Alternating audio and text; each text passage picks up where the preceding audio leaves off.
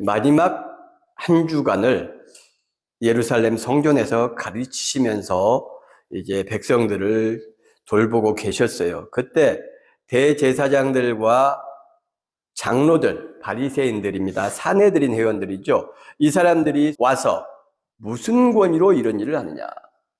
그들은 권위가 있는 사람들이죠. 그들에게는 힘이 있었습니다. 그 힘은 정치적인 힘이고 종교적인 힘이기도 하고 금전적인 힘이기도 해요. 그들은 힘을 부여받은 거예요. 여기 권위라는 말이 있는데 이 권위라는 말이 엑수시아는 부여된 힘, 합법적으로 법률적으로 인정되는 권위 이런 뜻이에요. 결국은 그 뒤에 세상 권력이 있다. 세상에서 인정하는 힘이다. 이런 뜻인 거죠. 이 대제사장 사내들인 이 장로들 뒤에는 누가 있습니까? 왕이 있고 그 뒤에 총독이 있고 그 뒤에는 로마 제국 그리고 그 정점에 황제가 있는 것이죠. 가이사. 이들이 지금 젊은 예수께에 와서 하는 말은 우리는 로마 황제 카이사르의 권위를 가지고 너한테 질문하는 거야. 너 무슨 권위로 여기서 가르치고 성전에서 뒤집어엎고 이런 일을 했어? 이들이 보기에는 예수의 행위와 말씀이 신성모독이고 성전을 모독하시고 율법을 모독하는 것으로 보였어요. 왜 그랬습니까?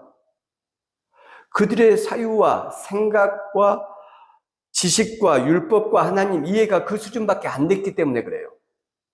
다시 말해서 성경의 하나님을 그들은 받아들인 것이 아니라 자기가 원하고 생각하고 고집하는 하나님을 만들어서 자기 욕망의 화신이죠. 결국은 그 하나님을 숭배하는 데 필요한 말씀, 성경의 구절, 구약 성경인 타나크를 가져다가 꿰 맞추는 거예요.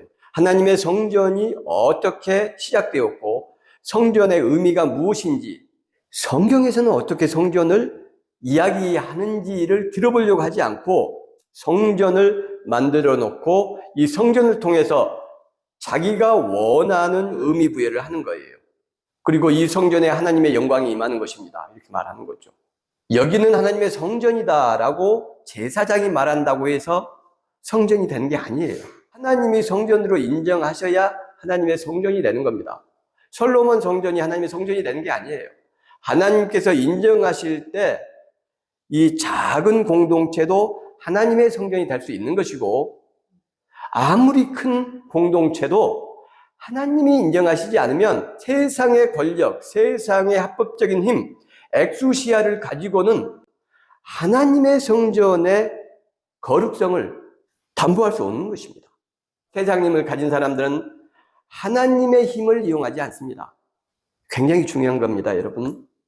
큰 교회, 큰 목회를 하는 목사가 무조건 나쁜 건 아니지만 그들에게는 세상적인 권력의 힘, 금전의 힘, 인맥의 힘이 있어요. 예외가 없습니다. 어느 누구 예외가 없어요. 하나님을 의지하는, 신뢰하는 그 믿음이 점점 약해지고 돈과 사람과 엑수시아, 세상이 준 그 권위를 의지하게 됩니다. 무슨 권위로? 네가 가진 세상의 권위, 엑수시아는 누가 준 거냐? 우리는 황제에게 이 엑수시아를 받았다. 나도 그럼 너희들한테 하나 물어보자. 너희가 내 질문에 대답을 하면 나도 무슨 권위로 이런 일을 하는지 말해주겠다. 요한의 세례가 하늘로부터냐 사람으로부터냐? 하늘로부터다. 그러면 그런데 너희 왜 요한의 세례를 믿지 않았어? 이렇게 말할 것이고 사람으로부터다. 그러면은 백성들이 요한을 존경하고 사랑하기 때문에 여론이 악화되고 여론이 무서워서 대답을 못하는 거예요. 27절에 보니까 예수께 대답하여 이르되 우리가 알지 못하겠다. 예수님께서 지금 질문을 하시기 전에 뭐라고 말씀하셨습니까? 나도 하나 물어보겠는데 너희가 대답을 하면 나도 대답을 하겠다. 너희는 대답하지 못할 거야. 대답할 수 없는 질문을 해줄게. 그러나 너희가 대답을 하면 나도 대답해 주마. 이 말씀이에요. 어려운 질문을 하신 거죠. 대답할 수 없는 질문을 주님께서 일부러 하신 거예요. 이 대제사장, 당시 이스라엘에서 권력서열 한 5위 안에 들어가는 이런 사람, 백성의 여론을 무서워하죠. 올바른 마음을 가지고 정치에 관심 가져야 돼요.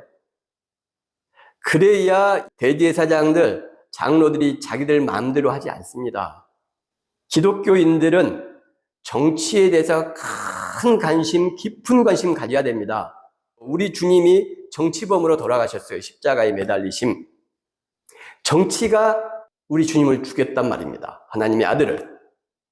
기독교인들은 이런 말씀을 통해서 우리가 정치에 관심을 가져야 되고, 그렇게 여론이 형성될 때 이 지도자들이, 대제사장과 장로들이 두려워하고 무서워한다는 걸 알아야 됩니다. 그래서 약자 앞에서 하나님의 말씀을 가지고 내 지역구 의원들에게 전화도 하고 문자도 보내고, 똑바로 하시오, 잘하시오, 왜 거짓말합니까?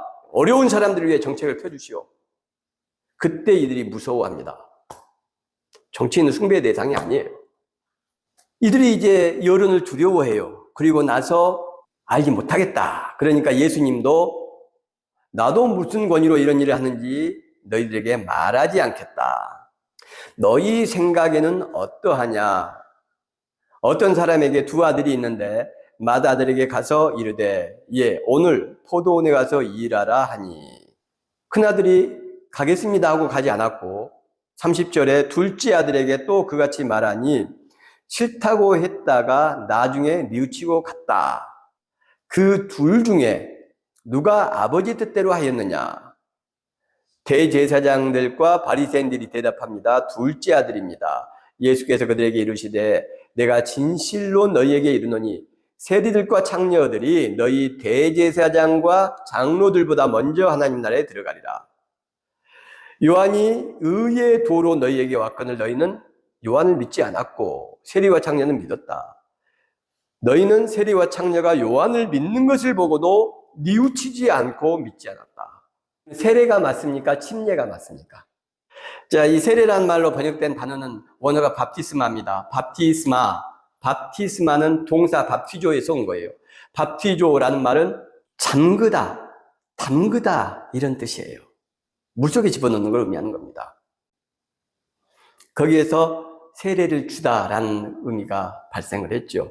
그리고 그 명사형이 밥티스마, 세례. 그러면 세례의 세자는 무슨 세자입니까? 씻을 세, 손 씻는다. 침례, 잠길 침자입니다. 잠긴다.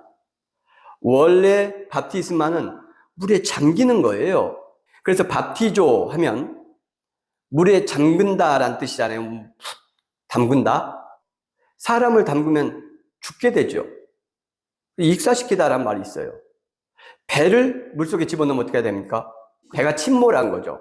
그래서 파괴하다, 파멸하다, 침몰하다는 뜻이 있어요. 밥티조에. 세례를 주다라는 뜻에. 탐욕과 교만한 자아를 죽이고 물속에 담그는 걸 의미해요. 파멸시키는 거. 그리고 새로운 자아로 물 밖으로 나오는 거예요. 탄생하는 것이죠. 그런데 상황에 따라서 침례를 행할 수가 없었습니다. 물이 없는 곳에는 어떻게 침례를 행합니까? 예를 들자면 전쟁터예요. 죽음 앞에 있는 병사가 두렵죠. 그래서 세례라도 받고 싶은 마음이 있을 수 있죠. 근데 물이 없어요. 침례. 그래서 약식으로 머리에 물을 부어서 또는 손에 물을 적셔서 사제가 머리에 얹고 세례를 주는 것입니다. 아무 문제가 없죠. 거동이 불편해요. 그 사람을 어떻게 침례를 합니까? 그럼 세례를 주어야죠. 임종이 가까웠어요. 움직일 수 없어요. 어떻게 물속에 집어넣습니까? 다 죽어가는 사람을. 이 약식으로 하는 거죠. 시대와 상황, 환경에 따라서 사람들의 편의를 위해서 침례가, 밥티스마가 세례로 변형이 된 거죠. 아무 문제가 없습니다. 침례보다 사람이 중요합니다. 예수 그리스도 하나님의 아들께서는 세례나 기독교의 예전을 위해서 돌아가신 게 아니고 사람, 죄인을 위해 돌아가셨어요. 그래서 기독교의 모든 예전은 사람 아래에 있습니다. 기독교의 모든 예전이 성경을 포함해서 하나님의 아들 예수님보다 권위가 낮아요. 성경도 예수님보다 권위가 낮은데 예전 따위가 어떻게 예수님보다 권위가 높을 수 있습니까? 그런데 그 예수님 누구를 위해서 죽으셨어요? 사람을 위해서 당신이 인간이 되셨고 사람을 돌보시고 보살피고 병 고치시고 가르치시다가 죄인인 우리를 위해서 죽으셨어요. 예수님이 사람 아래로 내려가신 겁니다. 사람을 당신 위로 높이신 거예요. 하나님의 뜻이에요. 성경의 핵심적인 메시지예요. 다른 종교와는 비교할 수 없이 차원 높고 다른 유일한 게 이거예요. 인간을 위해 죽으시는 신, 인간을 높이시고 자기는 낮추시는 하나님의 아들 예수 그리스도, 여기에 기독교의 핵심이 있어요. 어떤 신도 이렇지 않아요. 성경의 하나님, 성경의 예수 그리스도는 인간을 사랑하셔서 섬기는 하나님이에요. 천국이 하나님을 위해 있습니까? 사람을 위해서 있어요. 미식한을 가지고 배우셔야 돼요. 교회는 하나님을 위해 존재하는 것이 아니고 사람을 위해 존재해요. 하나님께서 광야 가운데 내려오신, 그래서 임시 거하신 것이 미식한 성막이에요. 성전, 최초의 성전. 노예들이 정상적인 사람으로 살아갈 수 있을 때까지 하나님께서 그들에게 용기와 희망을 주시기 위해서 거하신 장막, 그게 미식한 성전의 모형이란 말이에요. 사람을 위해서 하나님께서 세상에 내려오신 거예요. 노예들을 위해서, 가치 없는 사람들을 위해서. 그게 성전의 핵심. 솔로몬 성전과 이 성전과 헤롯 성전. 헤롯 성전 같은 경우는 80년이 넘도록 지었지만 완성된 지 불과 몇 년 만에 깡그리 무너지죠. 왜 그랬습니까? 하나님을 섬긴다는 미명하에 그 어려운 시대에 민중의 고열을 짜냈기 때문이에요. 돈과 노동력과 피, 솔로몬도 마찬가지입니다. 2900년 전에 수만 명을 동원하고 엄청난 돈과 인력을 동원해서 하나님의 이름으로, 그 결과가 뭐예요? 북이스라엘과 남이스라엘로 민족이 쪼개지는. 교회는 성도를 위해서 있어야 됩니다. 그게 성경의 말씀이에요. 그럴 때 하나님께서 그 공동체 위에 임재하시는 거예요. 하나님의 은혜가 거기에 임하고요. 하나님의 기적의 손길이 임하고요. 성도를 위하는 교회에 하나님의 임재하심이 있는 거예요. 하나님의 아들이 성전보다 귀중해요. 소중하고 존귀합니다. 그 예수 그리스도께서 사람을 위해, 성도를 위해 죽으셨어요. 성경의 모든 내용은 예수 그리스도의 사랑과 은혜의 빛 아래서 해석해야 됩니다. 그래서 예수 그리스도의 삶, 공생에서 보여준 놀라운 은혜와 사랑에 어긋나면 성경의 내용을 다시 해석해야 되는 거예요. 이거 뭔가 이상한데. 땅을 팔아서 헌금하겠다고 했는데 어떤 사유로 일부만 헌금을 했어요. 아나니아 이야기입니다. 하나님께서 책망해서 죽인 것 같아요. 성경에 문자적으로 보면 그렇게 보이죠. 물론 문자적으로도 그렇지 않습니다. 원문을 보면 번역을 잘못해서 그래요. 헌금을 좀 숨겨놨다고 해서 우리를 죽이는 하나님? 그 예수 그리스도의 희생과 사랑의 공생애의 모습과 일치합니까? 일치하지 않잖아요. 그럼 이 해석 잘못한 거예요. 아나니아 사건을 예수 그리스도의 은혜와 사랑에 합당한 모양으로 해석을 해야 돼요. 성경을 해석하는 대원칙입니다. 두려움의 하나님, 구약에 많이 나오죠. 징벌하신 하나님. 여러분, 그것은 하나님의 모습이 아니에요. 어떤 사건을 이해하는, 하나님 아래에서 수천 년 전 사람들이 신앙이 초보적인 단계이기 때문에 그 수준에서 하나님을 이해하는 겁니다. 자기의 수준에서. 그래서 하나님이 그렇게 하시지 않았음에도 불구하고 하나님의 징벌로 이해를 하고 해석을 해서 기록을 한 거예요. 기독교가 미개한 상태일 때, 유아기를 벗어나지 못했을 때. 그러나 그런 잘못된 하나님 이해를 바로 잡기 위해서 하나님의 아들이 오셨고, 하나님의 아들이 인간으로 오셔서 하나님이 어떤 분인지를 명확하게 보여주셨습니다. 그 예수께서 뭐라고 말씀하십니까? 빌립, 너가 나를 보았는데 하나님을, 아버지를 보여달라고 하느냐? 나를 본 자는 하나님 아버지를 본 것이다. 세례, 침례도 사람을 위해 존재한다. 세례받지 않으면 구원받을 수 없고 세례 받으면 구원받는다. 여러분, 그렇지 않습니다. 구원은 예전에 있는 게 아니에요.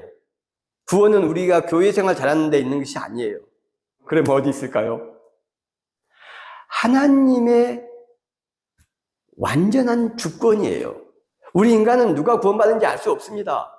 물론 바울 사도 같은 분들은 틀림없이 위대한 분이고 구원받았다고 우리는 확신하죠. 그러나 그게 팩트입니까? 아니에요. 아무리 확률이 높아도 그건 팩트가 아니고 우리의 생각일 뿐이에요. 구원은 직책에 있지 않습니다. 목사라고 구원받는 게 아니에요. 구원과 영생과 천국, 하나님의 나라, 성경에서 말씀하시는 것은 하나님의 은혜로 구원을 받죠. 하나님의 영역이니까. 그런데 하나님의 은혜는 누구한테 임하느냐? 그것은 명확하게 나와요. 겸손한 자에게 임한다. 신앙생활 잘하는 사람이 구원받고 영생을 얻는 거 아닙니다. 하나님의 은혜가 임한 사람이 구원과 영생에 들어가는 거예요. 천국에 들어가는 거예요. 하나님 나라에 들어가는 거예요. 신앙생활 잘하면 천국 가냐? 갈 확률은 높겠죠. 하나님의 은혜가 임할 확률이 높아지겠죠. 그러나 그것은 구원과 영생의 담보가 아니에요. 우리는 아무리 신앙생활 잘해도 죄인이기 때문입니다. 바울의 고백을 상기해 보십시오. 내가 죄인 중 괴순이라.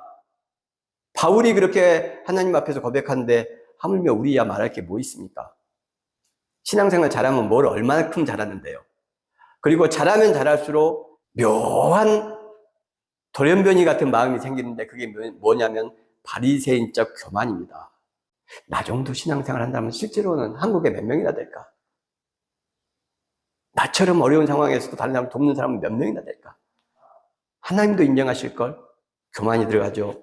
그런데 하나님의 은혜는 겸손한 데 임합니다. 지금 계속 그 내용이 나오고 있는 중이에요. 오늘 본문의 핵심 다시 한번 제가 말씀을 드릴게요. 두 아들이 있었는데 아버지가 첫째 아들에게 포도원에 가서 일하자 그랬더니 하지 않았다는 거예요. 둘째 아들한테 포도원에서 일하자 싫습니다 했는데 나중에 뉘우치고 가서 일했다는 거예요. 그리고 나서 예수님께서 대제사장과 장로들에게 묻습니다. 너희 생각에는 누가 아버지 뜻대로 하였느냐? 예, 나중에 뉘우치고 일하려고 한 둘째입니다. 세리와 창기들이 너희들보다 먼저 하나님의 나라에 들어간다. 이렇게 이제 얘기가 끝나요. 그러니 우리는 어떻게 생각을 합니까? 첫째 아들은 대제사장과 장로들이고 바리새인들이구나. 유대인들이구나. 이렇게 생각을 합니다. 둘째는 우리 이방, 세리와 창기, 우리 이방인이고 기독교인이구나. 그리스도인이구나. 이렇게 생각을 해요. 그렇게 전통적으로 이해를 해왔습니다. 그런데 문제는 지금 우리 본문을 기록한 이 개역개정파는 소수 본문, 권위가 없는 본문을 번역한 내용이에요. 그러면 다수 본문, 권위 있는 본문, 아주 중요한 본문, 알레프 사본이라는 게 있습니다. 시내산 사본이라고도 하고요. 1850년경에 티센도르프라는 분이 이 수도원에서 발견해가지고 이제 어쨌든 만든 거예요. 이 이야기가 길어요. 그러니까 어쨌든 이게 신약성경 사본 중에서 제일 중요한 사본이다. 그게 알레프 사본 또는 시내산 사본이라고 합니다. 그 사본을 번역한 줄기가 하나가 있고 권위 있는 알레프 사본 줄기, 그 다음에 또 하나 줄기가 있습니다. 이게 이 내용이에요. 내용이 달라요. 알레프 사본, 시내산 사본에는 뭐라고 되어 있냐면 두 아들이 있는데 아버지가 큰아들에게 오늘 포도원 가서 일하자 했더니 싫습니다 하고 가요. 그랬다가 나중에 뉘우치고 일하러 갑니다. 큰아들이. 둘째 아들은 싫습니다. 그래서 안 가요.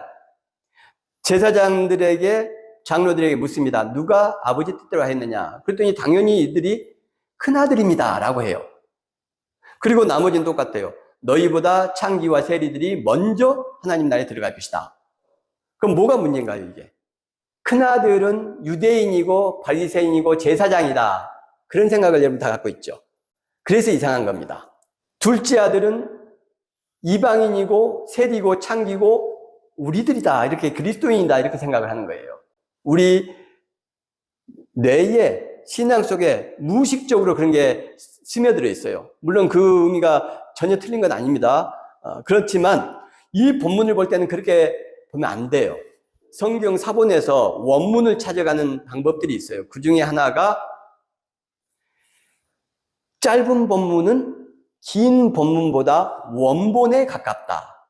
이해됩니까? 그러니까 똑같은 사본이 있는데 하나는 길고 하나는 짧아요. 하나는 뭔가를 좋은 쪽으로 계속 수식을 했어요. 하나는 간단 명료해요. 이해하기 좀 어려울 정도까지. 그러면 이게 원본에 가까운 거예요. 이해하기 쉬운 문장이 있어요. 이해하기 어려운 문장이 있어요.